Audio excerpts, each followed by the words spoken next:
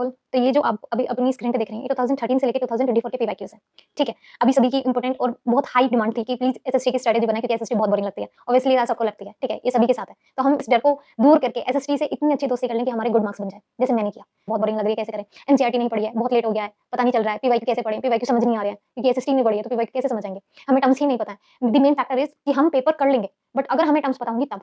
तो टर्म्स पता होना ज़रूरी है। लेट्स सपोज़ ग्लोबलाइजेशन हमेशा आता है, 2013 से लेके 2024 का पेपर उठा के देख लो, हमेशा पूछा जाता है। ग्लोबलाइजेशन मतलब पता है किसी को? रिकॉल करो। 1, 2 अभी आपने रिकॉल कर लिया होगा। अब मैं बताती हूँ ग्लोबलाइजेशन मतलब क्या होता है। मैंने अपनी कंट्री यानी कि इंडिया में एक प्रोडक्ट बनाया। लेट्स सपोज़ हमारे यहाँ फिशरीज़ का प्रोडक्शन बहुत ज़्यादा है। तो हम क्या करते हैं, मैं दूसरी कंट्री में जाके सेल करूँगी, जहाँ पे उसके पैसे मुझे ज़्यादा मिलेंगे।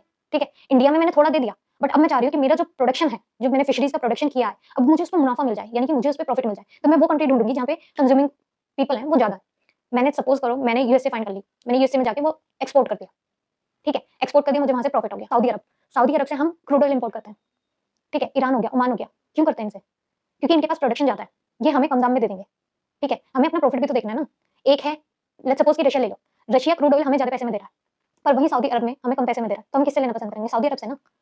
ठीक है? तो इस तरीके से जो प्रोडक्ट्स की एक्सपोर्टिंग, इम्पोर्टिंग होती है ऑल ओवर द वर्ल्ड, इसको ग्लोबलाइजेशन बोलते हैं। हो गया 2 मिनट में याद? अभी हमेशा याद रहेगा आपको। पर अब हमने चलो पीवाईक्यू कर लिया। सब कहते हैं पीवाईक्यू, पीवाईक्यू को पढ़ लो, पीवाईक्यू से हो जाएगा। पीवाईक्यू को एनालाइज़ करना इंपॉर्टेंट है। पीवाईक्यू को ऐसे नहीं कि पीवाईक्यू लग जाएगा मतलब सेम क्वेश्चन बन जाएगा, नहीं, सेम क्वेश्चन नहीं बनता। अगर आपको पीवाईक्यू एनालाइज़ेशन आता है तो आप कर जाओगे। ठीक है? ग्लोबलाइजेशन है उससे रिलेटेड क्या आ सकता है? पहला हमें पता चल गया ग्लोबलाइजेशन एक इंपॉर्टेंट थीम हो गया। ठीक है? अब हमें पता लगाना है कि इससे क्या-क्या बन सकता है। ग्लोबलाइजेशन और उसके इम्पैक्ट बन सकते हैं, लिबरलाइजेशन बन सकता है, प्राइवेटाइजेशन बन सकता है, ग्लोबलाइजेशन अफेक्ट कैसे कर रहा है इंडियन इकोनॉमी को। ठीक है? तो ये जो टॉपिक है ये ज्योग्राफी और इकोनॉमिक्स दोनों से इंटरलिंक्ड है। तो यहाँ से क्वेश्चन बनेगा ही बनेगा। क्रॉप्स है, ज्योग्राफी और एनवायरनमेंट दोनों से लिंक्ड है। सेक्टर्स ऑफ इकोनॉमी है, ज्योग्राफी एनवायरनमेंट दोनों से इंटरलिंक्ड है। ठीक है? तो ट्रांसपोर्टेशन है, ये भी लिंक्ड है। रिसोर्सेज हैं, ये भी लिंक्ड है। ठीक है? फॉरेस्ट का कंजर्वेशन ये भी लिंक्ड है क्योंकि ये हमारी इकोनॉमी है और एज़ अ देखें तो ये हमारा लैंड रिसोर्स है। तो ये जो टॉपिक्स इंटरलिंक्ड हो रहे हैं ना, ये इनके हमेशा चांसेस बनते हैं आने-आने के। ठीक है? बस हमें पता लगाना चाहिए कि इंपॉर्टेंट थिंग्स क्या है। तो आपकी जो भी क्वेरीज़ थी, उसपे मैंने एक टर्म बनाई है पीना। पीना क्या है? एसएसटी को घोल के पीना है। कैसे? पीवाईक्यू को देखना है, पीवाईक्यू को एनालाइज़ करना है। देखना नहीं है, सेव नहीं करना, फॉलो नहीं करना, कुछ नहीं करना, बस एनालाइज़ करना है। जैसे मैंने आपको ग्लोबलाइजेशन बताया, फॉर एग्जांपल इसी तरीके से हमें पीवाईक्यू को एनालाइज़ करना है। वहाँ से इंपॉर्टेंट थिंग्स निकालना है। ठीक है? एनसीईआरटी पढ़नी है या नहीं पढ़नी है, ये बात की बात है। पहले ये इतना काम कर लो। ठीक है? एनसीईआरटी नहीं भी पढ़नी है ना, तो मुझे बता देना कमेंट करके। मैं इंपॉर्टेंट थीम्स की छोटी-छोटी क्लिप्स बना दूँगी। जैसे ग्लोबलाइजेशन का आपको बताया, लिबरलाइजेशन समझा दूँगी, प्राइवेटाइजेशन समझा दूँगी। जब ये छोटी-छोटी टर्म्स आपको पता होंगी ना, तो आपकी राइटिंग स्किल हमेशा मैटर करती है। एनसीईआरटी पढ़ के जाओगे, पर आपको समझ नहीं आया, आपको पता ही नहीं है टर्म्स का मतलब, तो वहाँ लिख के क्या आओगे? ठीक है? तो इंपॉर्टेंट थीम्स का पता लगाना, देन उनको समझना और समझ लोगे तो लिख दोगे। ठीक है? स्किल्स, राइटिंग स्किल्स बहुत मेजर प्ले रोल करती है। सीबीएसई या ऑल एग्जाम्स में इंपॉर्टेंट जो भी पॉइंट्स हैं, उनको हाइलाइट कर दो। जिससे टीचर की नज़र ना उन हाइलाइटेड पॉइंट्स पे ज़रूर जाए। बाय चांस आपने कुछ भी अबड़-खबड़ कुछ भी लिखा हो, बस उन्हें इंपॉर्टेंट पॉइंट मिल जाएगा ना, बढ़िया मार्क्स आ जाएँगे।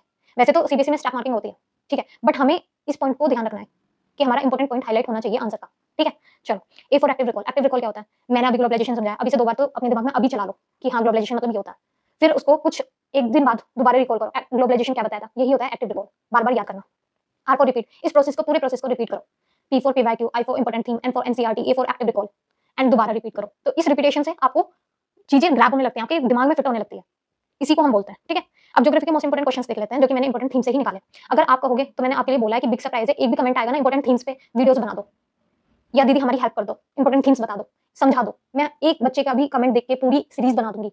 आई am guaranteed you to this platform. मैं यहाँ आपकी हेल्प करने के लिए हूँ।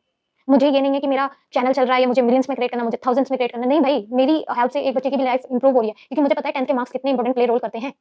आप कहीं भी जाएँगे, एमबीए करने जाएँगे ना, किसी का सपना होता है एमबीए करने का, तो वहाँ पे क्लास 10 और क्लास 12 की परसेंटाइल मैटर करती है, काउंट होती है। और बाय चांस हम यहाँ से निकल जाते हैं ना, अभी हमें लगता है कि नहीं चलो हो जाएगा, ठीक है, पासिंग मार्क्स ले आओ। बट जब बहुत बुरा लगता है, जब हम परसेंटाइल की सीरीज़ में नहीं बैठते। ठीक है? तो चलो आगे बढ़ते हैं। तो ग्लोबलाइजेशन एंड इट्स इम्पैक्ट, ये एक इंपोर्टेंट थीम मुझे मिला था। Liberalization, conservation of forest. Conservation of forest आपका बायोलॉजी में भी आने वाला है।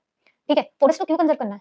क्योंकि यार हमें ऑक्सीजन चाहिए, क्योंकि हमें वुड चाहिए, क्योंकि हमें रबर चाहिए, क्योंकि हमें फूड प्रोडक्ट्स चाहिए, क्योंकि हमें वेजिटेबल्स चाहिए, क्योंकि हमें रबर चाहिए, क्योंकि हमें गम चाहिए। गम, उसे गम को मत समझ लो जो तुम एसएससी के गम से बैठे हुए हो, या सीबीएसई पेपर लीक हो जाए या सीबीएसई ये कर दे कि पेपर कैंसल कर दे, ये सोच के बैठो। ये वाली गम नहीं, गम इन दी मीन रेज़िन।